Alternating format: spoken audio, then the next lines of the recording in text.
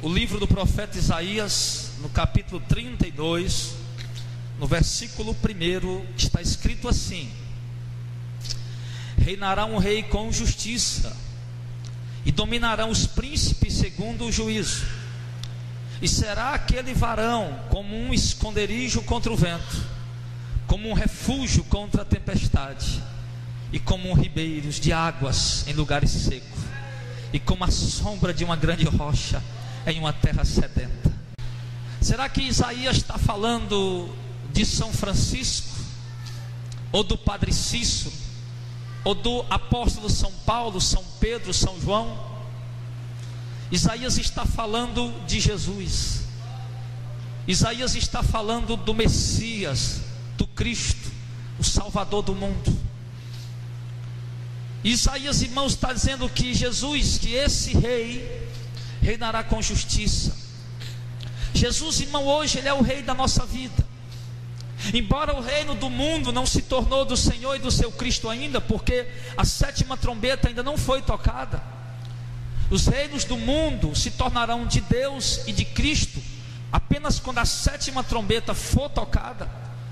Por enquanto, os principados desse mundo, ou seja, aqueles que exercem autoridade nesse mundo, ainda é Satanás e seus demônios. Os reinos do mundo Deus ainda não tomou para ele. Porém, Jesus já está reinando, porque a Bíblia diz assim: assenta-te à minha direita, até que eu ponha os teus inimigos por estrado dos teus pés. O apóstolo Paulo diz que importa que ele reine, importa que Cristo reine, para que depois ele entregue o reino a Deus o Pai, e ele também se sujeitará a Deus o Pai, e todos se sujeitarão a Deus o Pai, porque Deus deu a Cristo todo o poder. Hoje Jesus está exercendo todo o poder no céu e na terra, e ele permitiu que Satanás fosse o principados e as potestades desse mundo, ou seja, exercesse o poder. Jesus permitiu que o diabo exerça o poder nesse mundo, que ele atue nesse mundo como sendo o Deus desse século, como sendo aquele que manda, aquele que direciona o curso que o mundo está seguindo. Então Jesus permitiu isso, mas a Bíblia diz que ele reinará com justiça. Nós temos visto, irmão, por conta do reino do mundo está entregue a Satanás, nós temos visto grandes escândalos no curso que o mundo tem seguido. Nós vivemos num mundo, irmão, totalmente cheio de desigualdade, aonde os reinados, aonde aqueles que exercem poder político, o poder político, o poder executivo, o poder judiciário, a justiça, a política, que são os poderes que regem o mundo, nós temos visto, irmão, a corrupção tremenda dentro deles. É um mundo desigual, não há justiça. Nós vemos aí prefeitos roubando milhões. Eu soube agora de um prefeito que tinha roubado 7 milhões de reais de uma prefeitura pequena no interior do estado, e simplesmente eles afastam o prefeito ali durante 180 dias. Quando se cumpre o prazo de 180 dias, depois ele volta de novo e vai roubar de novo, e não vai preso. A única coisa que ele vai fazer, se a justiça identificou que ele roubou 7 milhões de reais, meu filho, ele já roubou 14 ou 21.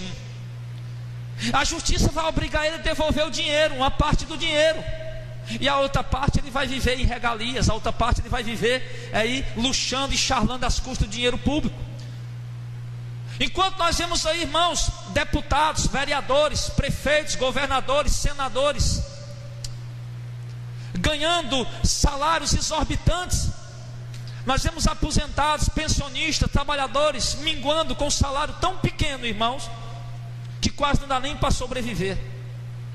E quando se fala numa alta miserável de salário que aumenta 50 reais, aumenta 50 reais no aumento de salário, as coisas do comércio que você compra à sua feira multiplica, aumenta o dobro. Então nós vemos quando o salário sobe, poxa vida, vou ganhar mais, estava ganhando 724, agora vai para 800 reais. Poxa, vou ganhar mais. Quando você chega lá no mercantil para fazer tua feira, o que tu comprava com 300, tu não compra mais com 400. É uma ilusão, irmão, uma desigualdade tremenda. E aí eu fico me perguntando, poxa vida, por que o salário no Brasil é só R$700 e em Portugal é 1.500? Se o Brasil é um país muito mais rico do que Portugal, se o Brasil é um país milionário, um país riquíssimo, um país, irmão, de território expansivo e continental, um país de riquezas próprias, um país que extrai o petróleo, mas não tem uma refinaria, e é preciso mandar o petróleo para fora para refinar, para poder depois trazer o combustível para cá, no preço que está aí arrancando os olhos da cara. Se pode investir bilhões de reais em construção de estádios, por que não se pode investir bilhões de reais numa refinaria? Então, irmão, nós vivemos num país totalmente, irmão, desigual, desonesto. A corrupção, irmão, ela está em todo lugar. Em todo setor que você for, é generalizada. Generalizada que eu digo em todos os setores. Não estou dizendo que todos são corruptos, mas a maioria esmagadora são corruptos. Talvez nós temos 90% do legislativo, do judiciário e do executivo brasileiro estão em corrupção. Eu lhe pergunto, por que não existem leis justas? Por que não existem leis, irmãos, com penas mais duras? Por que se pega um rapaz roubando galinha e ele passa 3 anos preso? E por que se pega uma pessoa fazendo rombos no dinheiro público e ele não fica 1 mês preso? Desigualdade. Desigualdade. Então, irmão, o diabo tem feito assim no mundo. O diabo tem feito com que as pessoas que têm mais recurso sejam bem recebidas, e as pessoas que têm menos recurso sejam mal recebidas. Se você chega num período de política, os políticos saem na rua, beijam todo mundo. Quando passar a política, se você for num gabinete dele, dificilmente você vai conseguir falar com ele. É um reinado, irmãos, é um domínio totalmente desigual, injusto, onde existem 2 pesos e 2 medidas. Porque um peso para quem tem boa aparência e outro peso para quem tem má aparência. Um tipo de receptividade para quem tem boa aparência, outro tipo de receptividade para quem tem uma má aparência. Um tipo de atenção para quem tem dinheiro, outro tipo de atenção para quem não tem nada. Desigualdade, injustiça, onde se tira da população pobre e injeta na população rica, onde se tira dos carentes e coloca na mesa dos milionários. Uma população totalmente desigual, onde alguns têm bilhões de reais estocados em suas contas bancárias, ao passo que outros sobrevivem com R$70 por mês, onde ninguém se compadece de ninguém, onde ninguém sente misericórdia, sente pena de ninguém, onde ninguém sente as dores de ninguém, onde ninguém chora por ninguém, geme por ninguém, clama por ninguém, cada qual corre por si, pronto, e acabou. Nós vivemos num país totalmente injusto, de leis injustas, de políticos injustos, e uma conduta, um comportamento totalmente injusto da sociedade. As violências estão nas ruas, porque não se pode prender um jovem de 16 anos que mata um pai de família. Se prender, só pode passar 6 meses, para depois sair e continuar matando. A população agora está revidando com as próprias mãos. Quando pega um assaltante, quando pega alguém no meio da rua armado, que eles conseguem pegar o camarada, peia e às vezes até mata. Mas sabe no que é que isso vai resultar, irmãos? Assaltos mais violentos. O que é que isso vai colocar na mente dos bandidos? Vou assaltar o fulaninho. Rapaz, sabe de uma coisa? Pode chegar gente aqui para me quebrar, ou pode ele reagir quando eu for embora. Eu vou matar logo ele e pronto. Mais gente vão ser mortas com isso, irmão. E a própria população não está percebendo que estão fazendo mal para eles mesmos. Então, irmão, nós estamos vivendo num país injusto, de leis injustas, num mundo injusto. Mas a Bíblia diz que o nosso Rei Jesus, Ele é um Rei justo, e que Ele reinará com justiça. Eu quero dizer para você que Ele já está reinando no céu, e o reinado dele vai se estender para a terra. Quando Deus destruir esse céu e essa terra que nós conhecemos, e criar um novo céu e uma nova terra, o reinado virá com justiça, e nós vamos reinar com Ele. E nunca mais vamos ver pobreza, nem miséria, nem desigualdade, nem fome, nem uns mais ricos, nem outros mais pobres. Vamos ver todos de igual patamar diante da presença de Deus. Deus não vai ter um tratamento especial para arcanjo, nem para querubim. Deus não vai dar um tratamento melhor para Paulo e um menor para você. Deus não vai tratar melhor Isaías, ou Jeremias, ou Moisés, ou Abraão, e tratar menor, com desprezo você. Você vai ser tão bem tratado no reino de Jesus Cristo, quanto o profeta Abraão, quanto o profeta Moisés, ou quanto o apóstolo Paulo, o apóstolo Pedro. O reino de Deus é um reino com justiça. E uma das coisas, irmão, que Deus exige de nós hoje, porque o reino de Deus já está em nós, o reino de Deus já está dentro de mim.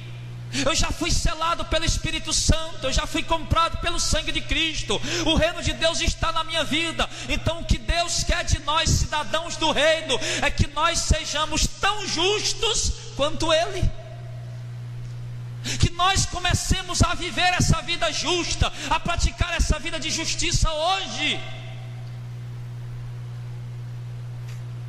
Mas aí eu pergunto, igreja, nós temos sido justos? Você tem sido justo no seu dia a dia? Ou às vezes você trata melhor uma pessoa que tem boa aparência e trata menos melhor uma pessoa que tem menos aparência? Ou às vezes você dá mais atenção para uma pessoa que tem aparência, que tem dinheiro, que tem recurso, e você dá menos atenção para outra pessoa que não tem nada? Nós temos sido justos, irmãos? Nós temos sido pessoas realmente que não usam 2 pesos, 2 medidas, mas apenas um peso, uma medida? O peso que eu uso para o Tiago é o mesmo peso que eu uso para o Luiz? O peso que eu uso para o irmãozinho que mora embaixo do viaduto é o mesmo peso que eu uso para o deputado estadual, federal, para o governador? Nós temos que aprender a ser justos, nós temos que andar em justiça. Nós temos que mostrar para essa sociedade que o Deus a que nós servimos é um Deus justo, e que a justiça que nós vamos praticar vai manifestar a personalidade de Deus, o caráter de Deus, a justiça de Deus para eles, nesse sentido. Porque Jesus é um rei que reinará com justiça. E eu achei tremendo aqui, irmão, foi o verso 2. E será que aquele varão, ele se refere ao Messias,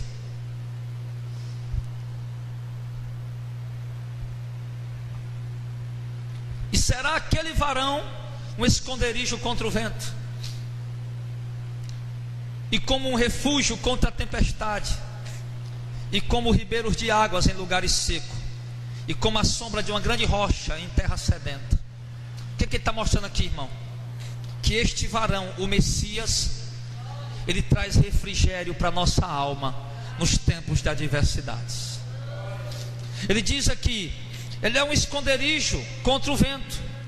Irmão, nós não sabemos o que é um vento violento.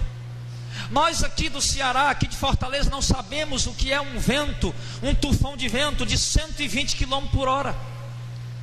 Nós não sabemos, irmão, o que é um tornado, um ciclone. Nós não fazemos ideia disso. A gente só vê isso lá na televisão, lá nos Estados Unidos, ou então em algum filme que a gente assiste.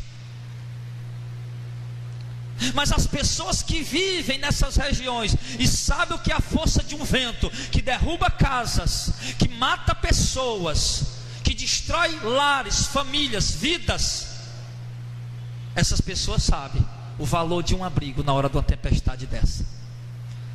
E assim nós temos que saber colocar o valor de Jesus no tempo de uma tempestade grande contra a nossa vida, no tempo de uma tormenta grande que se levanta contra você. É como uma tempestade, é como um vendaval, é como um temporal, é como um vento forte. Mas a Bíblia diz que o Senhor é um esconderijo para nós. A Bíblia diz, irmão, que o Senhor é um refúgio contra a tempestade. Sabe quando a gente vai no meio da rua todo arrumado, com compromisso, com documentos na mão, e de repente cai aquela chuva, cai aquele toró, irmão, a chuva chega, é pesada, e relampeja, e tem trovão, que você corre imediatamente ali para a porta de um estabelecimento, você fica ali sentindo seguro. Você fica ali se sentindo protegido. Assim é Jesus na vida daqueles que creem nele, irmão. E aí eu fiquei a me perguntar, ouvindo esse texto, eu digo, meu Deus, nós temos desprezado isso. Quantas tempestades têm se levantado contra a tua vida, irmão? Quantas lutas você tem enfrentado? Quantos ventos contrários têm soprado contra você? Quantas coisas que você achou que ia dar certo e não deu? Quantos problemas, quantas lutas, quantas adversidades você tem enfrentado? Quantos dissabores, desilusão e angústia, de aflição na tua alma você tem vivido quase que constantemente? E a Bíblia está dizendo que você pode encontrar abrigo e refúgio, esconderijo no Senhor, no tempo das tempestades, no tempo dos vendavais. E eu pergunto a você, você não está encontrando esse abrigo? Nós estamos vendo, irmão, pessoas sendo levadas pelo vento das tribulações, pessoas sendo levadas, irmãos, pelas tempestades das adversidades. E por que essas pessoas estão voando, estão indo embora, estão caindo? Porque não estão buscando o refúgio nele, porque não estão buscando o abrigo nele. Nós temos que nos agarrar nele, irmão. Nós temos que nos esconder nele. Nós temos que nos achegar a ele. Ele é nosso refúgio, ele é o nosso socorro, ele é a nossa torre forte, ele é o nosso auxílio, é a nossa força, é o nosso esconderijo, irmão. Você tem que entender isso, irmão. A glória de Deus para a nossa vida é a salvação, é a vida eterna. Mas enquanto essa glória não se cumpre, Deus está pronto e disposto a andar conosco hoje. Deus está pronto e disposto, irmão, a nos ajudar agora. A tempestade que você está passando aí, irmão, você só está em pânico, desesperado, porque você não buscou refúgio em Jesus ainda. O vendaval que você está enfrentando aí, irmão, você só está em pânico, já está dando por perdido, não acredita mais, porque você não buscou refúgio nele ainda. Mas na hora que você buscar refúgio nele, filho, eu te digo, você vai ver que ele pode te proteger e te guardar, e que ele pode mudar tudo, circunstância, situação, e pode abençoar, e pode reverter o quadro, para que as tempestades não te arrastem para longe dele. Ele é o nosso abrigo, irmão, porque ele é quem nos guarda o caminho da nossa salvação. Ele é o nosso refúgio, porque ele é quem nos guarda no caminho da vida eterna. Porque todas essas tempestades que nós enfrentamos, irmão, nada mais é do que alguma coisa forte tentando nos tirar da presença dele, para nós não termos salvação no dia de Cristo. Todas as lutas, problemas, adversidades e angústia que nós enfrentamos constantemente são tempestades, adversidades, irmãos, sim, que estão tentando nos afastar para longe dele, para que nós não tenhamos salvação no dia de Cristo, no dia do juízo, no dia do arrebatamento, no dia do Senhor. Não deixe que nada arranque você da presença dele. Se esconda nele. Ele é o próprio esconderijo para nós.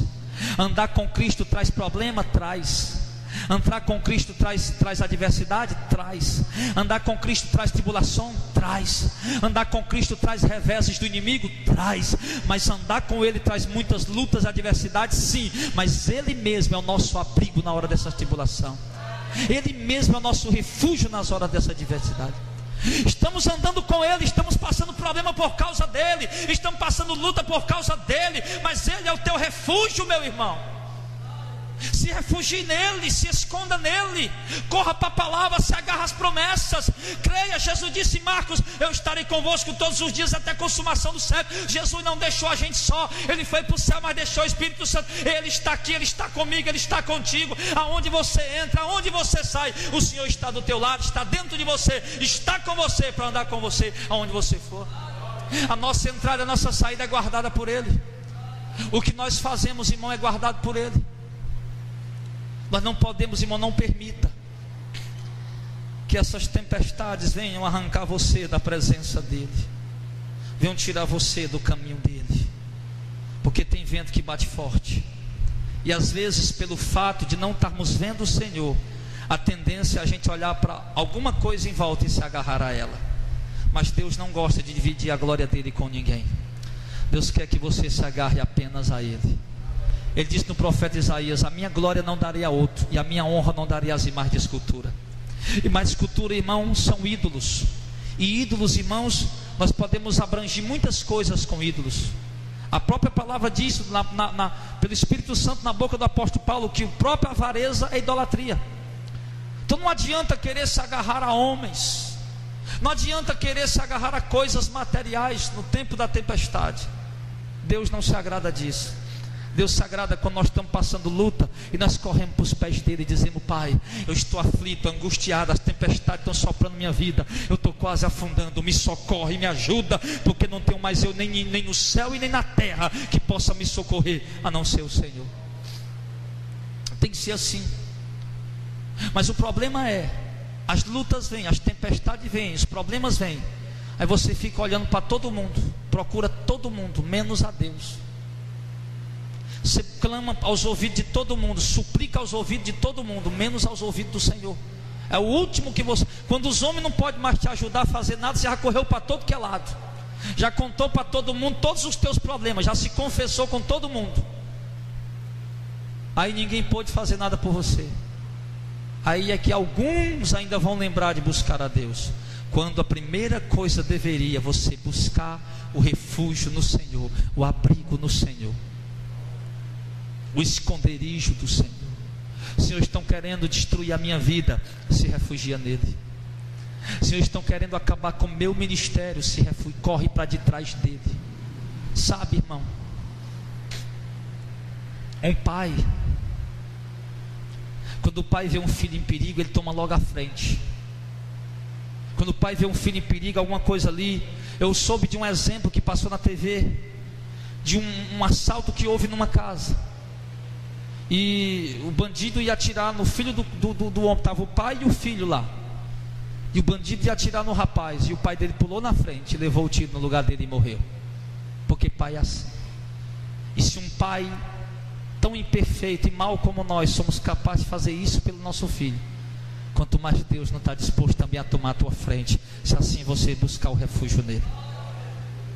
Só que aí tem que acontecer o contrário. Ali foi o pai que pulou na frente para proteger o filho, e no nosso caso é nós quem temos que pular atrás do pai para que ele nos proteja. Deus espera isso de nós. Outra coisa, irmão, que eu achei extraordinário nesse texto, é que ele diz assim, ó, a continuação do versículo: depois de tempestade, e como ribeiros de águas em lugares secos, e como a sombra de um grande rocha em terra sedenta. Este varão, chamado Jesus Cristo, ele é um ribeiro de água em lugares secos. Você já visitou o sertão, irmão, no tempo de seca? Você já visitou o sertão e já viu aqueles açudes secos e a terra rachada e o povo clamando? Você já chegou numa cidade onde as pessoas estão clamando, onde eles ligam a torneira da torneira da casa, a torneira da água, e não sai água mais para se usar?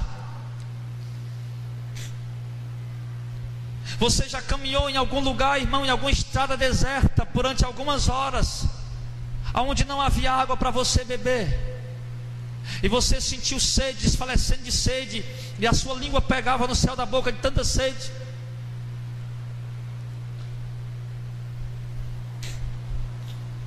A Bíblia está dizendo que o Senhor Jesus é como um ribeiro de águas em lugares secos. Irmão, é incrível um ribeiro de água. Se você for viajando no interior, se você for ali naquela estrada carroçável, dentro do mato, você vai, meio dia, aquele solzão sapecando tudo, quente, sol estralando, doendo no corpo. Quando você chega perto de um riacho onde tem água, quando você encosta ali a sua bicicleta, o seu cavalo, o seu carro, a sua moto, ou mesmo a pé, que você chega perto daquele ribeiro, debaixo daquela sombra, irmão, irmão, é como se a nossa alma se revigorasse. Aqui traz um refrigério para a nossa alma, um alívio para a nossa alma. E o texto do profeta Isaías está dizendo que Deus é isso para nós. Meu Deus, irmão, eu fico pensando, meu Deus, como nós temos perdido tantas bênçãos que Deus quer nos dar e nós não temos recebido. O que, pastor? Dinheiro? Irmão, para com isso, tu é doente. Para com isso, vou orar para Deus te libertar desse negócio. Não pode falar de bênção que tu já pensa em dinheiro. Não pode falar em bênção que tu já pensa em carro ou em casa. Eu estou falando disso não, irmão. Eu estou falando da presença de Deus em nossa vida. Eu estou falando da comunhão de Deus em nosso viver, de uma comunhão íntima, profunda, de uma vida de intimidade, irmão, com Deus, com o Espírito Santo. Eu estou falando de estar passando luta, problema, adversidade, igual uma pessoa que está no meio do deserto, um lugar seco, ou igual uma pessoa que está no meio do sol, mas ter a sombra da rocha de Jesus Cristo em cima da sua vida. Sim. Já andou no sol bem quente? Já. Quando você chega embaixo da sombra, ufa. E quando você chega no ar-condicionado, melhor ainda. Eu vou pagar, às vezes vou pagar alguma conta, energia ou água lá na Chega e Pague da Pague Menos. Quando eu chego na Pague Menos, aquela fila, pessoal no meio do sol, meu irmão, chega, a gente fica incomodado. E quando chega na portinha que a gente entra, bem embaixo da porta, tem um ar-condicionado, bem geladinho. Você fica ali embaixo, meu filho, quando você entra ali, a um passo só, quando você está bem aqui, o sol está aqui, quando você dá mais um passo na porta, aquele refrigério, se fosse para você passar o dia inteiro, você passava o dia inteiro ali. Assim é Jesus para a tua vida, meu irmão. Deus quer trazer esse refrigério para a tua alma. Deus quer trazer isso para a nossa vida. Nós temos, irmãos, estado em lugares secos e temos esquecido dos ribeiros das águas, que é o nosso Deus. Nós temos estado no meio da terra árida e do sol escaldante e temos esquecido da rocha que traz sombra para o sedento, que é Jesus Cristo. Deus, irmãos, nos escolheu para uma caminhada difícil. Deus nos escolheu para uma caminhada, irmãos, gloriosa, mas um caminho estreito. Quantas pessoas queriam seguir esse evangelho, acreditam nele, mas não conseguem. Quantas pessoas ao ouvir essa mensagem ficam maravilhadas, impactadas. Meu Deus, essa palavra de Deus, meu Deus, essa é a mensagem do evangelho, meu Deus, essa é a doutrina, esse é o caminho, mas não conseguem seguir. Não conseguem seguir, irmão, porque tem Deus como se fosse um Deus tão longe. Tratam a Deus como se Deus estivesse tão distante deles, tão longe deles, quando Deus está tão perto todo dia, quando Deus está tão próximo a cada instante. Se você buscar comunhão com Deus em oração, se você buscar comunhão com Deus, irmão, com uma vida de oração e santidade, eu te digo uma coisa, com certeza a presença de Deus vai estar tão notória na tua vida, que vai ter momento que você acha que vai poder tocar nele. Deus tem nos oferecido isso, Deus tem nos dado isso, e nós temos desprezado. Muitas vezes nós nos encontramos totalmente aflitos, desesperados, sem saber o que fazer. Quantas ligações eu recebo de pessoas que eu nem conheço: pastor, não sei o que fazer. E quando diz para a pessoa, espere em Deus, mas o que é esperar em Deus? Esperar em Deus, meu irmão, é você ficar quietinho, orando, agarrado às promessas da palavra, e esperar que Ele vai fazer o que Ele quer, e vai agir quando quiser, porque o tempo de fazer é o tempo dEle, o tempo de agir é o tempo dEle. Eu sei que aqui nesta hora estou falando apenas para a igreja. Eu sei que nesta hora estou falando apenas para pessoas convertidas, pessoas que já andam com Jesus, pessoas que já têm o Espírito Santo, pessoas que já são salvas pela misericórdia de Deus. Mas eu quero dizer, irmão, você pode ter muito mais de Deus para a sua vida, se você entender esta palavra essa noite. Você pode ter muito mais de Deus para você. Você pode ter mais da comunhão dele, você pode ter mais da presença dele, você pode ter mais do refrigério dele. Irmão, se você crê essa noite que Jesus é essa rocha que faz sombra na terra seca, que Jesus é esse ribeiro que traz água para a terra seca, que Jesus é esse abrigo, é esse refúgio, é esse esconderijo, se você crê nessa palavra essa noite, irmão, eu te digo que todos os teus problemas, por maiores que sejam, eles vão se tornar minúsculos e não vão mais perturbar você. Você vai ser a pessoa mais calma, mais tranquila de Fortaleza. vai ser a pessoa mais calma, mais tranquila da tua rua, do teu bairro, da tua casa. As pessoas vão olhar você passando grandes tempestades, adversidades, e vão olhar para você e vão ver tua alma serena, tranquila, calma, e vão ficar sem entender o quê? Mas aqueles irmãos que, embora sejam crentes, sejam servos de Deus, mas não estão buscando refúgio em Deus, não estão buscando abrigo em Deus, toda hora estão desesperados, toda hora estão clamando, toda hora estão desesperados, correndo, eu não sei o que fazer, me socorram, me ajudam. Busque o seu socorro em Deus, busque o seu abrigo em Deus, busque o refrigério em Deus. Antes de você sair na rua correndo, pedindo socorro, entre no seu quarto correndo, tranque a porta, dobre o seu joelho correndo e busque o socorro dele.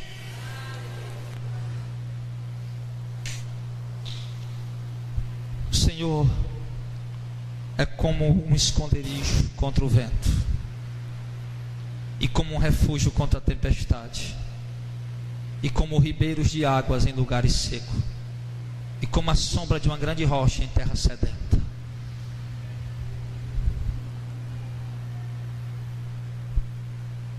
Eu me lembrei agora do apóstolo Paulo. Olha como Paulo acreditou nisso. Olha como Paulo creu nessa palavra, creu nisso, nesse Deus. Paulo passando grandes adversidades, grandes lutas, grandes turbulências na vida, até preso, perdendo tudo que era de amigo, até a própria igreja. Às vezes Paulo ia ser julgado, os irmãos nem iam assistir o julgamento de Paulo. Inclusive ele escrevendo uma das suas cartas, não me lembro se para Timóteo, ele diz: ninguém me assistiu na minha primeira defesa, eu estive só, mas o Senhor estava comigo e me fortaleceu. Então Paulo, irmão, se agarrou tanto a isso, que Paulo chega a dizer assim: quem nos separará do amor de Deus que está em Cristo? A tribulação, a doença, a adversidade, as tempestades, as potestades, os principados, a altura, a profundidade, nada nos separa do amor de Deus que está em Cristo. Por que Paulo disse isso?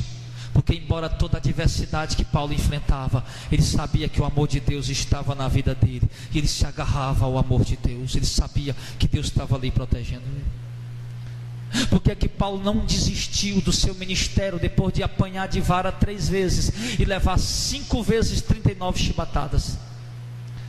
Por que Paulo não desistiu do seu ministério quando ameaçaram ele tantas vezes, quando apedrejaram a ele? Porque Paulo tinha o seu refúgio, a sua paz em Deus. O seu esconderijo era o próprio Jesus. Paulo tinha paz em Deus.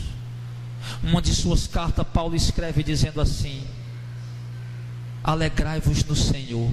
Outra vez vos digo, alegrai-vos. O que é que quer dizer isso? Que não importasse qual tribulação Paulo passasse, ele sempre estava alegre nas promessas de Cristo. Ele sempre tinha alegria no coração, porque a alegria dele estava no Senhor. A alegria de Paulo não estava em ter muitos amigos em sua volta. A alegria de Paulo não estava em ter uma despensa cheia na sua casa. A alegria de Paulo não estava em comendo uma picanha assada com os amigos. A alegria de Paulo não estava em dirigir um carro novo, em morar numa casa nova. Paulo não teve nada disso, mas a alegria de Paulo estava na pessoa bendita de Jesus Cristo, na palavra gloriosa, inerrante, inefável e poderosa do Senhor Jesus, porque Ele é um refúgio e um abrigo e um consolo para aqueles que nele creem. E nós não temos tido isso, irmãos. Nós não temos tido isso, porque nós temos desprezado essa promessa, nós temos desprezado esta palavra. Muitos de nós aqui não temos convicção de que Deus está conosco. O diabo já colocou tanta dúvida em você que você até duvida se Deus está contigo. O diabo já injetou a cabeça de tanta coisa, meu irmão, que você até nem mais acredita que Deus anda com você. O diabo já encheu tua cabeça de tanta coisa que você já não acredita mais que Deus está no controle do curso da tua vida, que Deus está permitindo essas coisas acontecer para limpar a tua fé, fortalecer a tua fé, te purificar, te santificar e te preparar para o dia de Cristo. diabo já encheu tua cabeça de tanta coisa, irmão. Nós temos perdido, irmão, o contato com Deus. Por isso temos esfriado dessas promessas. Não temos mais feito Jesus o nosso refúgio. Quando eu estivesse no meio do deserto, quando eu for passar uns dias lá no meu sogro, quando eu for lá para o sol quente orar, eu vou me lembrar, se tivesse aqui um ribeiro com a sombra boa, para poder eu ficar embaixo dele e refrescando com a frescura da água e da sombra. Eu vou me lembrar disso. E vou me lembrar disso no meu dia a dia, nas lutas que eu enfrentar, nas adversidades que eu passar.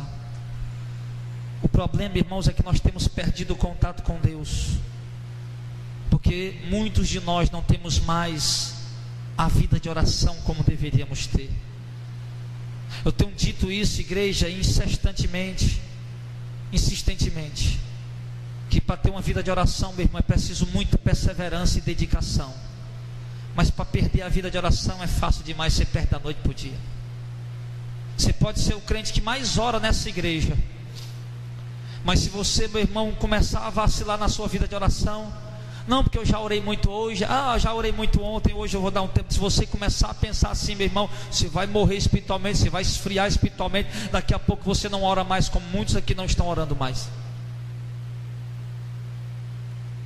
E até preocupante dizer que muitos aqui não estão orando mais, porque nem muitas pessoas nós somos.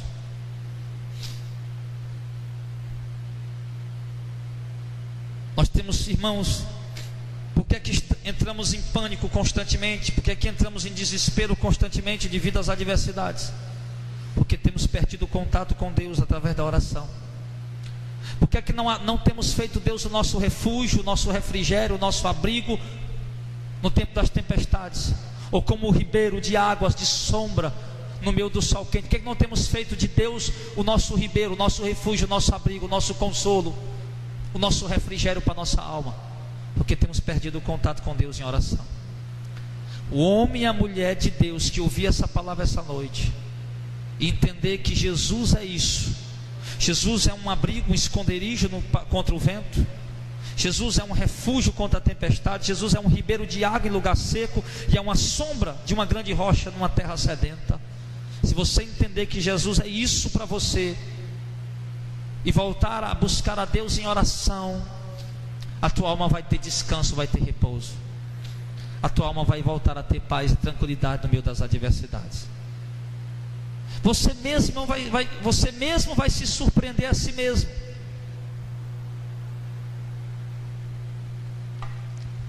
Quando as coisas estiverem tudo dando para trás, tudo dando errado,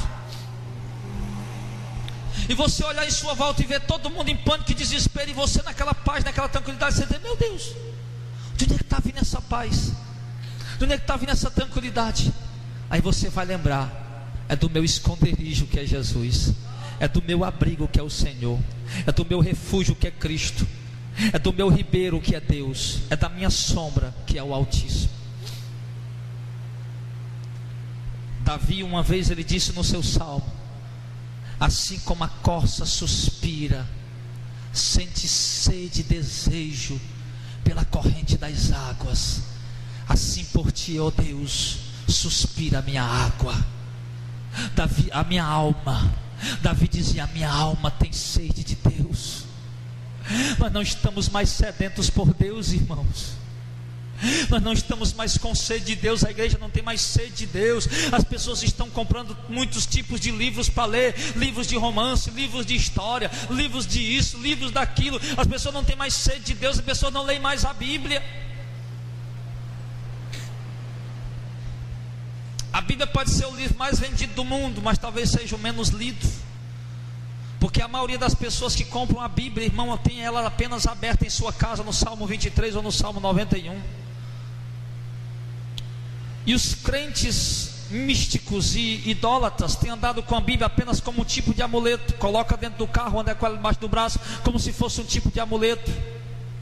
Não que seja errado você andar com ela no carro ou colocar embaixo do braço, mas é errado usar ela como um tipo de amuleto. A Bíblia não é um amuleto, a Bíblia é a palavra de Deus. Mas Davi dizia: eu tenho sede por Deus. E a única palavra que Davi podia ler, irmão, era o Pentateuco: Gênesis, Êxodo, Levítico, Números e Deuteronômio. Não existia nenhuma outra escritura sagrada escrita no tempo de Davi. Apenas os 5 primeiros livros da Bíblia. Hoje nós temos 66 livros para nos alimentar. Imagina Davi com a biblioteca dessa aqui, com 66 livros desse aqui. Imagina ele comendo isso todo dia. A minha alma tem sede de Deus, a minha alma anseia por Deus. A alma do homem que tem sede por Deus, irmão, o desejo dele é estar diante das Escrituras lendo. A oração não se torna mais um peso, a oração se torna um prazer. Meu Deus, que bom poder estar aqui em tua presença.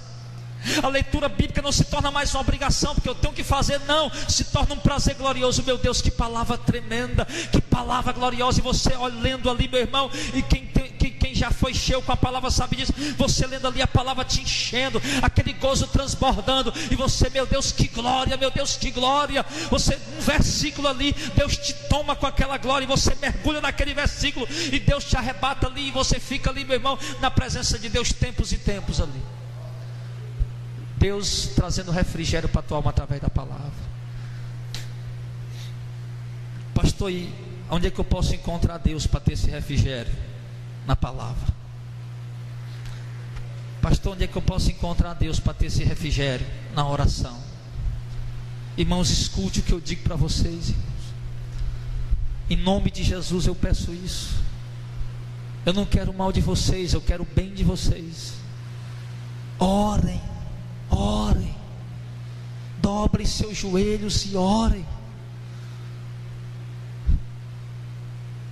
Deixe um pouco mais as ocupações diárias.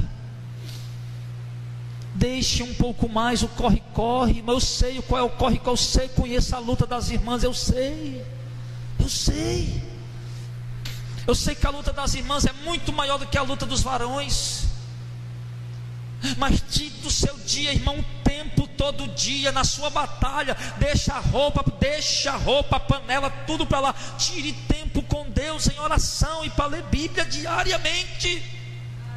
Faça isso, meu irmão.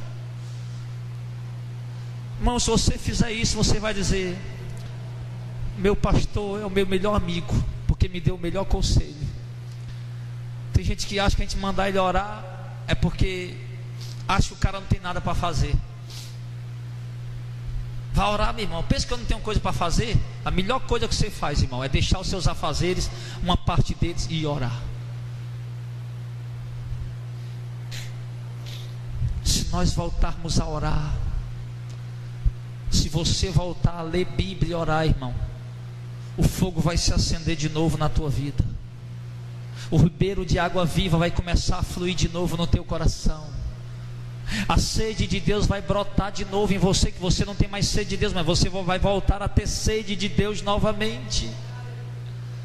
E quanto mais sede você tiver, irmão, mais vontade de ler Bíblia e orar você vai ter. E quanto mais ler Bíblia e orar você tiver, quanto mais você beber, mais sede você vai ter.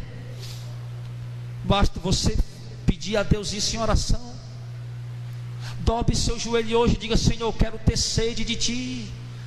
Diga para Deus hoje: Senhor, eu estou com fartio de Ti. Senhor, não estou com vontade de ler a Bíblia, não estou com vontade de orar, Senhor. Eu estou frio demais, Senhor. Não tenho sentido gozo nas coisas do Senhor, meu Pai. Aviva a minha alma, me dá fome e sede de Ti, Senhor. Meu Deus, me dá um despertamento, Senhor, para que eu tenha fome e sede do Senhor, para que eu possa buscar o Senhor em todo instante, em todo momento. Peça isso a Deus em oração. E volte a ter, irmão. Sabe, quando nós temos Jesus como nosso esconderijo, a gente se sente tão protegido. Diante muitas vezes de turbulência que a gente passa no ministério, na caminhada, eu me sinto tão guardado, eu me sinto tão protegido, irmão. Eu não sei explicar a vocês qual que é, como é, mas eu sinto, irmão, palpavelmente, irmão, visivelmente, notoriamente, tão real quanto qualquer outra coisa, a proteção de Deus ali contra a minha vida. Eu me sinto tão guardado. Quantas vezes eu digo a Deus: Senhor, como eu me sinto guardado por Ti.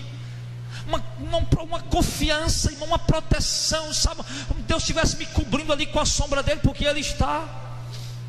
Nós nos sentimos tão seguros, tão guardados, tão protegidos, irmão. Não sentimos medo, nem nos assustamos. Nós estamos ali protegidos e guardados por Deus. Quando temos o Senhor como refúgio contra as tempestades, nós nos sentimos protegidos e guardados. Sentimos confiança. Quando temos o Senhor como ribeiro de águas em lugares secos, como a sombra de uma grande rocha em uma terra sedenta, nós sentimos paz dentro de nós. A ansiedade sai. Sabe aquelas ansiedades que perturbam você? Elas desaparecem. Você passa a ser uma pessoa calma, serena, cheia de paz. Uma pessoa tranquila. Uma pessoa que sabe esperar o tempo de Deus. Uma pessoa que não fica mais ansiosa. Uma pessoa com o coração cheio de paz, irmão. Não tem algo melhor do que isso no tempo que nós vivemos hoje. E você precisa disso. Para você ter isso, você tem que encontrar a esse Jesus que pode te dar isso. Você tem que ir a Ele. E você só pode ir a Ele, irmão, através da oração e da leitura bíblica. Pegue a sua Bíblia e se retire para orar. E ore. Faça isso em nome de Jesus.